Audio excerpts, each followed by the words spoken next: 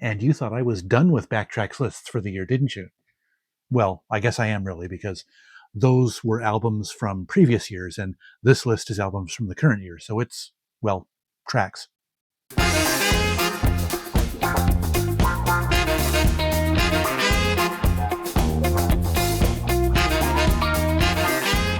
Greetings, one and all, and welcome back to Tom's Hit Parade. By the way, I invite you to hit that subscribe button, give me a thumbs up if you like what you see, share this video with your friends, and leave me your thoughts down in the comment section. That would be mystical, magical. Anyway, yes, today is the video you guys have all been waiting for, presumably. My list of my favorite albums of 2025. I was tempted, just because of the way this year turned out. It started out very, very slowly, so I wasn't sure there were going to be 20 albums to rank, but at the end of the year, it turns out it was such a good year for music. I was tempted to make this list 25 ranked albums, along with a smattering of honorable mentions, but I decided I really wanted to keep this in line with my Backtracks videos, which I do a list of 20 ranked items plus 5 honorable mentions. So I decided to split the difference. I've got 20 ranked albums along with 7 honorable mentions. So there you go. It's going to be just a little bit more than the usual list. But yes, there was quite a bit of good music. Surprisingly enough, it was easier than I thought it would be to actually bring this list back down to 20 ranked items. Yeah, there's quite a bit of good stuff here. And yes, what else was I going to say? Oh, yes. As I mentioned in my last video, I'm recovering from a cold, so I still got a bit of a cough, and I'm not sure how long my voice is going to hold out, so I may not be saying a whole lot about each of these albums. And another thing is, a lot of people mention their favorite songs in these albums. My brain wasn't working that way this year for some reason. Just I just kind of absorbed the entire album as a whole, and really, I don't have a whole lot of. I would have a lot of trouble making a list of favorite songs of the year, even with the songs off these albums. So anyway, my list is going to be a little bit peculiar in those ways I just mentioned, and also just because my music tastes are a little odd. But yes, there are going to be some surprises, though, even for the people who have been watching my channel for a while and think they know my musical tastes, my good close core group of friends. You guys might be surprised by a couple of these choices. But anyway, take a quick drink here. Yes, try and keep my myself hydrated, try and keep my voice going as long as I can get it going. But anyway, my top 7, my 7 honorable mentions in alphabetical order by artist. Let's go ahead and get started here. First honorable mention is Big Money by Jon Batiste. Yes, he was my number 1 album several years ago, you might recall, was We Are. A great album. This one, it's still pretty good. I mean, I still have a thing for Jon Batiste. I really enjoy him as an artist. And this is just, kind of a collection of, it's only like 9 tracks, I believe. Just jazz songs, some written by him, some are standards. And it was all done, it was all recorded live, live, no studio audience, but, it was recorded, all the instruments together, everything done in a session like they did way back in the olden days. So yes, very, very good album, I gotta say. Next honorable mention is something kind of along the same lines, and this guy is a mainstay in my year-end lists. Pretty much any year he puts out an album, it's going to be, usually it's in the ranked list. So this one, it was a little odd that he's just in the honorable mentions. Seth MacFarlane with his album Lush Life, the Lost Sinatra Arrangements. Yes, the guy's got a voice like you wouldn't believe, an amazing voice. And yes, the songs are just fantastic. His singing is amazing. The orchestra, led by John Wilson. It's the last couple of albums he's done. Andrew Cote was the orchestra master. But yes, arrangements by Nelson Riddle, Billy May, and Don Costa. Those of you who are familiar with the Great American Songbook and with Sinatra and stuff will recognize those names. But yes, Give Me the Simple Life, the title track Lush Life, Ain't You Ever Coming Back. And another thing with his albums is it's not always, the songs that you hear on every other album, all the songs that have been done over and over again by hundreds of artists. He picks unusual songs to put in the track listings of each of his albums. Some of them are unusual, some of them are the more famous songs. So that always makes his albums very much worth listening to and very enjoyable. Next honorable mention is Freedom by Joey McIntyre. I didn't realize Joey McIntyre is from New Kids on the Block, from way back in the day, and actually they're still recording, I think. But yes, I didn't realize this one existed until I happened to see it on the shelves at Barnes and Noble. And yes, this one goes back to the contemporary pop. Got quite a bit of synthesizers and contemporary instrumentation on it. Uh, one of his last albums was actually a album full of old standard recordings, which he did with a more traditional orchestra. So yes, back to the pop kind of stuff with Joey McIntyre. He was always my favorite new kid. I don't know why. And I've got pretty much all of his studio albums, his solo albums that he's put out on CD. The next honorable mention, this one is really a last minute audition, because I didn't listen to it until a few weeks ago, and I just bought the CD last week. I enjoyed it enough to buy the CD. Addison by Addison Rae. Yeah.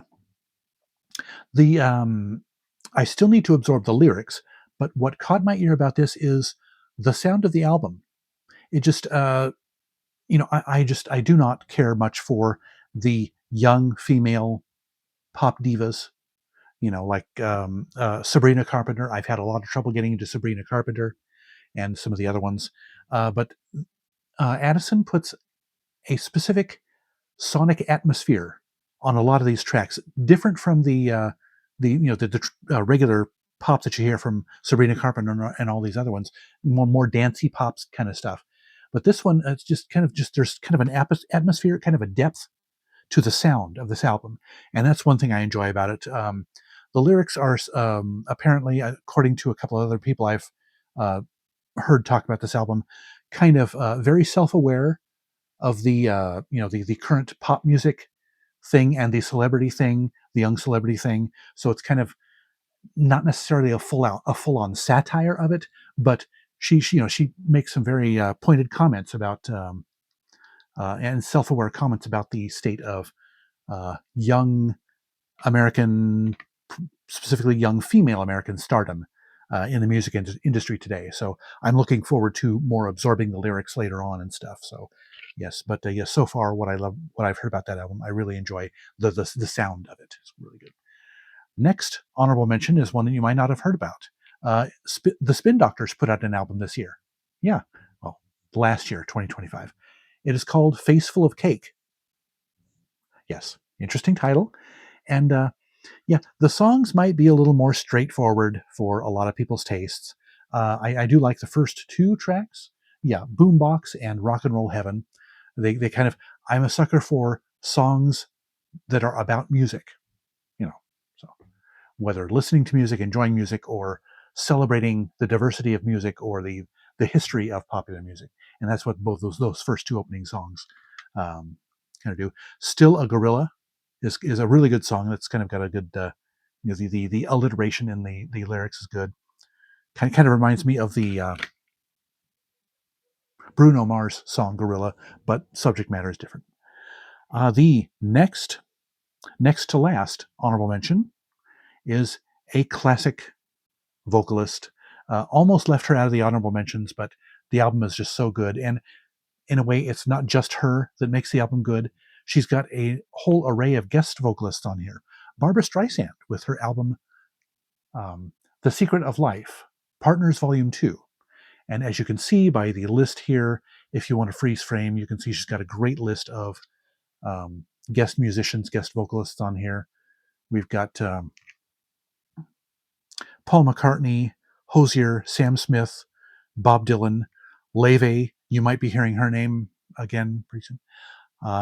Mariah Carey and Ariana Grande together on one song with Barbra Streisand. Tim McGraw, James Taylor, Sting. So yes, a great album. And, of course, all those artists along with that classic voice of Barbra Streisand. You kind of can't lose with that album. And the last honorable mention on my list is kind of an unusual one for me. I have never, unless my memory is failing, I have never listened to a full album by this artist before. And yes, shame on me. Styx, with their latest album, Circling from Above. Yes, it's got a great sound. I mean, really harkens back to that classic semi-prog rock sound of the 70s and 80s, which, I can't tell you for sure if it is, harkens back to Styx's specific sound from that era. Um, like maybe, judging by the few singles of theirs that I've heard, it's pretty similar to that. So, but yes, a very good album, and I love the artwork. The especially the front cover artwork is just great. Yeah, a lot of great songs on here, and I do need to. This is another one that I need to absorb more this year. Just some of these albums, unfortunately, I did not have a lot of time with, which is another reason why this is going to be a bit of a weird list. But anyway, those are the honorable mentions. Yeah, take a quick drink here. Yes, I will probably be stopping more frequently for water breaks than I do usually in videos like this. So, are we ready for the top 20 favorite albums of 2025 according to Tom? Well, as I say, as I kick off every year of doing this, let's do this. My number 20 favorite album of 2025 is Something Beautiful by Miley Cyrus. I like this one better than her previous album, which I cannot remember the name of. Um, yeah, some good stuff. She kind of stretches her sonic legs in yeah, there's not even a track listing on the back panel of the booklet, so I'm not even going to bother looking for songs. Couldn't remember the song titles anyway, or couldn't remember the songs by their titles. But yes, very good stuff. I have been enjoying Miley Cyrus these last few years. I kind of was pigeonholing her as another teen pop diva. I'm not fond of teen pop divas, so but it was my loss, and I'm glad that I was able to correct that uh, oversight recently. I've got her last. This is her fifth album, fifth consecutive, I think, album of hers that I have. Very, very good stuff. But a pet peeve of mine with album releases, specifically physical album releases, especially CDs this year, no track listing on the back panel. Why? I hate that there's no track listing on there. Come on, people. And that's going to be another reason why I am not going to mention very many specific songs in this video. Is just because you know frickin' track listing on the back. Number 19 on my list is another very late edition, not audition edition. Just sample tracks from it a few weeks ago. Liked it enough that I picked up the CD last week, 2 weeks ago, and yeah, I really enjoyed it. It is Doja Cat with V. Yes, it is. And one thing I like about this is that it is not so far deep into the rap genre that she has gone into. She's kind of, from what I've read, she kind of goes, every other album she goes kind of between more pop and more rap, and this is one of her more pop albums. The fact that it is produced, or at least co-produced, by Jack Antonoff is a selling point for me. He kind of, the 80s reminiscent sound that he's kind of fond of, he puts back into this album. Very good. And again, well, there is a track listing here, but I can barely read it. So yeah, I won't go into specific songs. But yes, the great, the 80s, such as the dance beats in a lot of these songs, and the heavy synths. And as I recall, there's a saxophone in a couple of songs at least. So yeah, and she's great at singing. She's got a great singing voice, and she's pretty darn decent at rapping too. So you kind of get the best of both worlds. I'm not a huge rap fan, not a huge hip hop fan, but if somebody's good at it, that makes it at least tolerable for me. So yeah, one of the big surprises of this year was Doja Cat with V, number 19 on my list. My number 18 favorite album of 2025. She slid down the list quite a bit. I was expecting her to be much higher up, but yeah, the songs just didn't quite stick with me as well as they did on her first and second albums. We're talking Sigrid with her album There's Always More That I Could Say. And yes, some very good songs. This one does have the song list on the back, but I don't know if you can tell. If the light hits it the right way, you can tell that most of them are kind of embossed and stuff. It's like the music industry is trying to make it really, really difficult for us to read the track listings. if they bother putting them there at all. Music industry.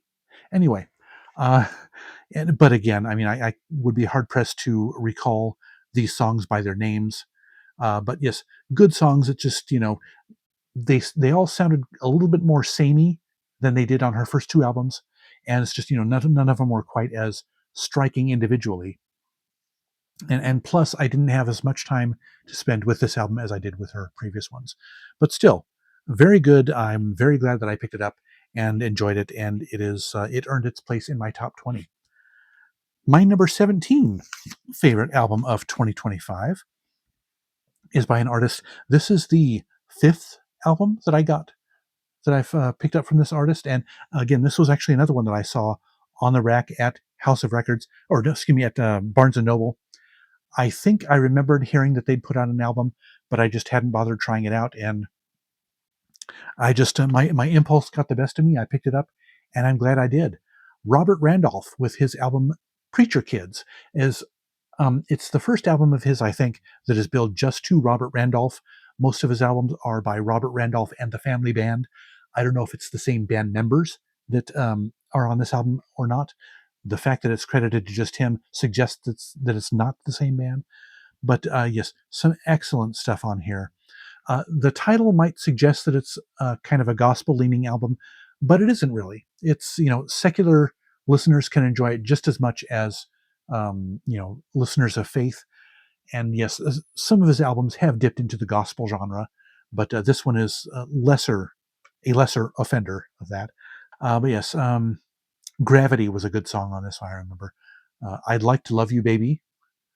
And Margot Price and Judith Hill make guest appearances on this album as well. So if you're a fan of Margot Price and or Judith Hill, another reason to enjoy the album. So on the Sun label. So yeah, very good stuff. I would recommend it, especially if you have been a fan of Robert Randolph, and if you like the maybe half soul, half blues, roughly kind of stuff, that kind of sound, maybe a little bit of a roots sound as well. So yeah, recommended if you like that stuff. Number 16 on my list. Now this one was ranked much higher up until just a couple months ago. Really, it was in my top 5. And unfortunately, it slipped so far down, partly because there was so much more good music that came out since then, or that I discovered since then from 2025, and also just the songs themselves didn't quite stick in my head as much as I thought they would, or for as long as I thought they would. They've kind of filtered down out of the cavernous crevasses of my brain. But anyway, still a great album. I love the sound of this album, particularly. We're talking Leve. And yes, I actually had to. I saw a story on her on CBS Sunday Morning. That's how I figured out how to pronounce her name. If I hadn't seen that, I would be pronouncing her name very wrong. But yes, Leve, who you might recall was featured on Barbra Streisand's album few ticks back. But yes, orchestral pop is something that I did not think would make any sort of inroads this year into the mainstream music charts. But yes, I really do enjoy this album. I just, just as I said, the songs didn't quite stick with me as well as they used to. And, who knows, maybe, next year, this time, maybe this album will have climbed back up higher. And, it all depends on how the albums grow with you, grow on you over the months and years. But yes, a great, great album. Again, I can't really remember any songs by their titles, but yes, if you like something that just doesn't sound like anything else out there, and if you like, pop music with orchestral backing, and she's got a gorgeous voice too, gorgeous voice, love her voice. But unfortunately, the albums further on up this list that I'm getting to now were just more memorable. They kind of stuck with me better. Like my number 15 favorite album of 2025, Returning to Myself by Brandi Carlile. Yes, I was kind of overlooked her as an artist. Actually, not quite. That's not quite true. Her last album that came out in 2019, I believe, I liked it. I think it may have actually been in my countdown, but it just it kind of shrunk on me a lot, and I ended up getting rid of it. But when she um, collaborated with Elton John on that album that they both did earlier in 2025, that kind of brought her back to my attention, and streamed a couple of songs a while ago after the Elton John duets album came out, and yes, I quite impressed by her being re-reminded of what a great storyteller she is with her songs, and what a great instrumentalist, what a great singer. Pretty much each one of these songs has some great thing about the instrumentation, either a good bass groove, or a good melody line, or a good something, as well as just the things she talks about in her songs. The song "Human" is really great. "Church and State," very good song for these particular times. Um, "You Without Me" is a good one. "Joni," I think, was one that was kind of one of the more rocking songs on the album. That had a great hook to it. And "A War with Time" is another good song. So yeah. Definitely, I highly recommend that one. Check out "Returning to Myself" by Brandi Carlile. My number 14. This is another one that I was hoping would have ranked higher on my list, because this is her best album in at least a few albums, I think. We're talking Lady Gaga with "Mayhem." Yes, some of my friends, two of my friends and I had a discussion about this last week in a video call, and actually we were talking about their both of their favorite albums list of the years. It's something, a little tradition that they do with me. So it's fun to hear their favorite albums of the year. But yes, one of my friends loved this album and loved the song Abracadabra. My other friend hated the song, or at least he thinks it was way too overplayed, or he just kind of thought the lyrics were stupid. I can't remember which, probably a mixture of both. But yes, Abracadabra is such a catchy darn song. I just love it. It's a not so guilty pleasure. Perfect Celebrity is another really good song. Oh, what were some of the other ones? Darn. Shadow of a Man, was that one of the better ones? And then the closing track, Die with a Smile, with Bruno Mars, which is a great, good combo there, good duet. Garden of Eden, I think that was a good one. Disease, that was a good one as well, I think. They're starting to come back to me. Yes. My fuzzy brain, post cold brain, is taking its toll today. But I wanted to get this video out to you guys. I just really wanted to. Anyway, that was number 14. My lucky number 13 favorite album of 2025. Based on my reaction to his previous album, I did not think this one was going to rank nearly as high. I was very disappointed in his previous album for some reason, but this one, I guess, was just the subject matter of several of the songs is kind of things that I needed to hear this year. And we're talking Bryan Adams with his album "Roll with the Punches." Yes, a great veteran Canadian singer-songwriter. He's been doing his thing for 40 years, 45 years. And yes, this album is just excellent. The title song is great. A little more understanding is yes, just it's kind of vibe we need going into 2026. People, come on. Love is Stronger Than Hate, another one that fits that criteria. Life is Beautiful. Be the Reason. That's good. The lyrics on Be the Reason are a little bit simplistic, I think, but still gets the point across. And this is actually the Japanese version. You can see the OB strip there. It's got a few bonus tracks. One of the bonus tracks is "What If There Were No Sides at All." I tell you, it's those kind of songs that I have needed lately. But yes, and actually, this is one reason I bought this was for the bonus tracks. The other reason was because jewel case.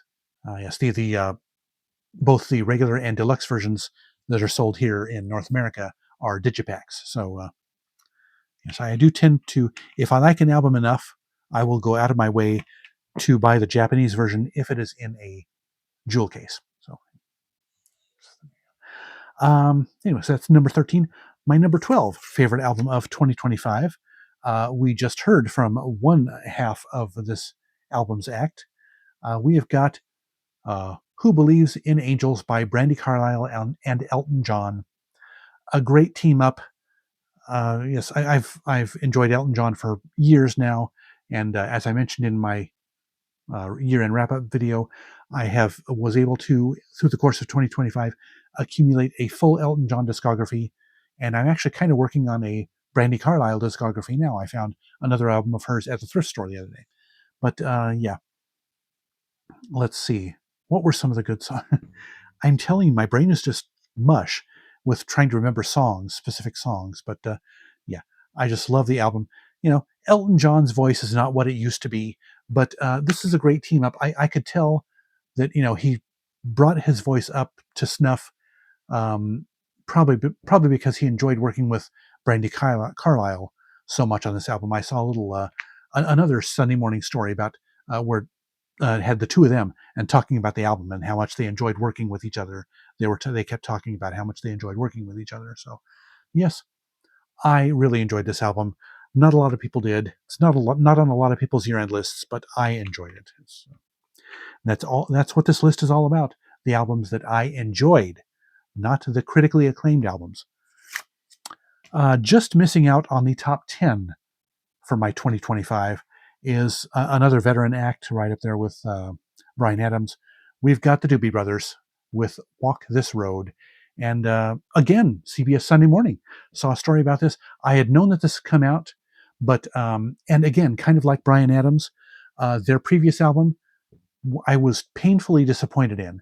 The lyrics seemed so basic and so generic, and I just did not find much to appreciate in that album. Can't remember the title of it, but this one of the big selling points on this one was for me was with knowing that Michael McDonald was back in the mix. So yes, that made a big difference. I've always enjoyed Michael McDonald, and something I didn't realize until after I picked up the album, they played snippets of the songs in that Sunday morning story, and I really enjoyed what I heard.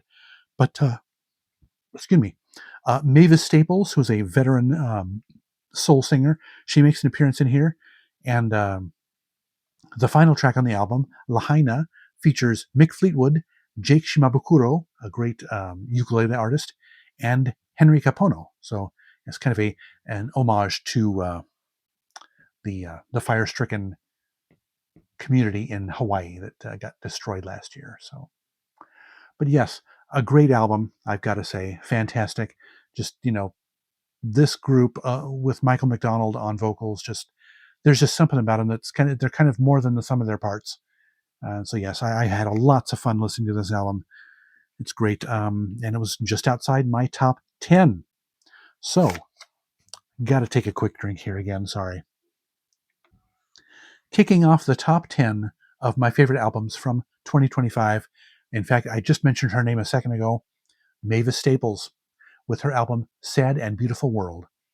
This is, I believe, mostly covers of classic soul and blues and pop songs, but she is just a fantastic. I mean, she's beyond description. I don't think I have any other albums of hers. No, I don't, actually. But I've heard her from time to time. Just that voice. I mean, she's still got her voice at, I don't know how old she is. But yes, we got to have peace. The song by Curtis Mayfield. We've got a song by Tom Waits and Kathleen Brennan called "Chicago" that leads off the album. We've got a Hozier song, "Human Mind," that's on this album as well. The song "Anthem" by Leonard Cohen. She covers that one. "Satisfied Mind," that's a great, great song. "Everybody Needs Love," I love that one. And the title track, "Sad and Beautiful World." This is just a lovely, lovely album. Beautiful, beautiful stuff here. And yes, I cannot recommend this one enough. Yeah, if you love classic soul R&B vocalists who've been doing their thing for 50, 60 years, I think. Mavis Staples has been doing her thing. So yeah, check that one out. I highly recommend it. My number 9 album of 2025 was actually the number 1 album of one of my friends that I mentioned a minute ago that we were talking about, that we showed off each other's lists. Well, I didn't reveal my list. They're not seeing my list until now, but I saw their 2 lists. Yeah, this one, another one that was in my top 5, but kind of slid down the list. I'm not a fan of this one as much as I was of his last one. his last one was my number one album of its year. We're talking Conan Gray with his album Wishbone. Yes, these songs are kind of, it may be a generational thing that I just have trouble relating personally to some of the lyrics in the album. So, which may be why my other friend enjoyed this one so much. But of course, his songwriting, his vocals, his musicianship is still there, still as strong as ever. Actor, the opening track was really good. Caramel, I like that one as well. I liked 1111. I enjoyed that one. That one I remember. And sorry, I've had better year end lists, or at least I've been more on the ball with my year end lists. As I recall, Romeo was a good track as well. So, but yeah, very very good album. Just was not quite my favorite album of the year. So that was number 9. Number 8 on my list this year is kind of in the same vein, sort of, same generation roughly, and I don't know. I don't know if I'd call it the same kind of music. This guy's music is a little bit more rock, but I was very, very impressed by it. In a way, I'm kind of wondering why I don't have it higher on the list, but that'll become evident as I keep going here. But yes, Benson Boone. I had heard of him, of course. Hadn't checked out his music for a long time. I just, for some reason, resisted. Probably not for any particular reason. Just resisted checking his songs out. But when I finally did, I was impressed. Yes, Mystical Magical, of course. It's another not so guilty pleasure song, kind of like Abracadabra with Lady Gaga. Love that song. And but yes, overall, as I said, he surprised me a lot with what a good songwriter and singer and performer he is. Yeah, I was kind of expecting more shallow stuff, and but yes, this is his album American Heart. By the way, this is his 2025 album. But yeah, very very good stuff. Let's see. This is another one I'm having trouble recalling the songs. Man and Me, I think that was a really good one. Mr. Electric Blue, I think I remember enjoying that one a lot. But yes, good stuff. And I actually picked up his previous album, which is in my CD listening backlog, and I still haven't listened to. But yeah, very good stuff. And the stuff's only getting better from here. Trust me. Even if I can't name specifics. My lucky number 7, favorite album of 2025 is I Quit by Heim. Yeah, just kind of keeping right in form with their previous 3 albums. They can just be depended on for great pop rock music with a little bit of folk, a little bit of Americana in it. Just and almost a little bit of country as well. But yes, I remember the one thing I sometimes have a problem with is how long their albums are and how many tracks there are on their albums. You know, it's great that they want to give us more bang for the buck, but at the same time, I've become in recent years I've become fonder of shorter albums. So, but still, excellent stuff. And as has become the theme with this year's list, having trouble remembering songs by their names. But trust me, if you've liked their previous 3 albums, you'll like this one. In fact, their last one is the one that I am probably least fond of out of all their albums. So this one is a bit of a bounce back from that. Heading toward my top 5, number 6 on my list, just missed the top 5. And again, just because of how good the top 5 is, this one otherwise would have been in there. Kebmo and Taj Mahal with their album Room on the Porch. And the cover image and the title kind of should give you an idea of the vibe, the mood of this album. There's room on the porch if you want to come up and sing along. That's basically what this. I mean, that's what I love Kebmo for, is his the lighter side of the blues. Much more lighthearted blues stuff, not comedic blues, but just just optimistic. Optimistic. That's the word I'm trying to think of. But one thing that I did not realize until I picked up the album, on track 1, the title track, Ruby Amanfu is a vocalist who appears on here. She was in a duo called Sam and Ruby. They made one album, I think, I don't think they ever made any other albums. If they did, I don't have them. But it was a favorite album of mine for its year, and I absolutely loved it. And I have regretted ever since, or regretted or resented ever since, that they never put out another album. But yes, so I was delighted to see Ruby Amanfu make an appearance on here. They do the classic song "Nobody Knows When You're Down and Out." She Keeps Me Moving, My Darling, My Dear, Junkyard Dog, Blues Will Give You Back Your Soul, and yeah, just so as you can tell by the song titles, yeah. And there are the gents right there. I do love me some Kebmo, and I need to actually. I think I picked up a compilation by Taj Mahal that I need to is in my CD listening backlog, recurring theme that I need to check out. So yeah, it's getting more and more into the blues, little by little every year. So my number 5, kicking off the top 5 here. This was another pleasant surprise, and this one I will admit it was coming up into like September.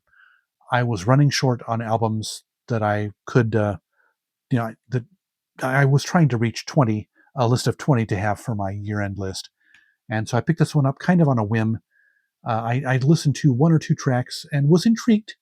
Didn't think I'd enjoy it as much as I did, but it's in my top 5. Headlights by Alex G. Yes, this is the first and only Alex G album that I've listened to thus far. So I'm not sure if this is typical of his sound, but if it is, I need to check out more of his albums.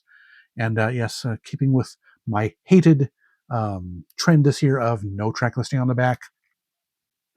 But yes, and so yes, I can't. Who am I kidding? I would be wasting time trying to recover the song titles from my brain. But oh yes, one of the things that, and this is kind of like Addison Rae, the sound of this album. It's not quite as immersive as Addison Rae, but it kind of reminds me. This reminds me of Rex Orange County, kind of a lo-fi sort of sound, but a little bit more immersive. He kind of has a kind of a mood of this album, and the instrumentation, kind of out of left field, on at least a couple of the songs on here, there's an accordion. It's like, you could probably the number of tracks, individual tracks in popular music this year that have an accordion on them, you could probably count with one hand. But somehow it works with the kind of sound that he does. Just accordion just works, and that's the first track, the opening track, and one other track, a couple of tracks in, has the accordion on it. So, but yes, I enjoy this album from front to back, and as I said, if this is what Alex G is, his sound is typical of, I've got to check him out more. Really enjoyed it, kind of lo-fi, bedroom pop, bedroom folk, maybe. So yeah, good stuff. If you have not checked him out, check him out definitely. My number 4 favorite album of 2025 was on a lot of people's lists, and that's what made me decide to check it out. Another fairly late entry into the countdown, but this is just such a remarkable album. It jumped all the way up into my top 5. We're talking Lux by Rosalia.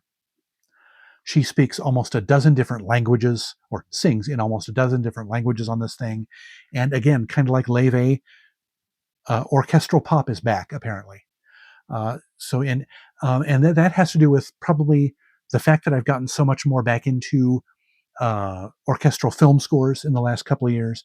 That probably feeds into why I like this so much. It's got an orchestra with it in a lot of tracks, and in one track there's orchestra and there's hip hop. There's a rap verse in the same song. So yes, if you like the barriers in genres just completely busted down, shot to smithereens, this is the album for you. Check it out. Or even if it's not, if you just, this is the album to go into if you have no expectations. Just sit back, listen to the album. I think you'll be blown away. And I didn't realize until after I got this that Rosalia is the same artist that did Motomami a couple of years ago. And that one, I haven't bothered checking that one out because I figured it was much more indie pop, much more pop than this album is, pop rock possibly. I don't know because I never listened to it. But yes, definitely check out Lux by Rosalia. You'll love it. My number 3 yes, this video is getting long. I'm trying to finish it up here. Um, I guess it turns out I did have plenty to say about some of these albums. My number 3 album is yeah. Well, let me tell you what it is first. "The Light for Days" by Jacob Collier. Um, some of you, my close friends, know that I absolutely love Jacob Collier. I've got all of his albums. This is the Jacob Collier album that I had been waiting for.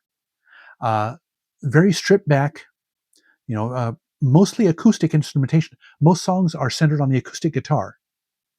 Yes, as much as I love how much he pushes the envelope and puts all the sonic bells and whistles, the overdubbing, the multi-track stuff in his previous albums. I had been wanting to hear a stripped back album. This is kind of like Jacob Collier Unplugged, is basically what it is.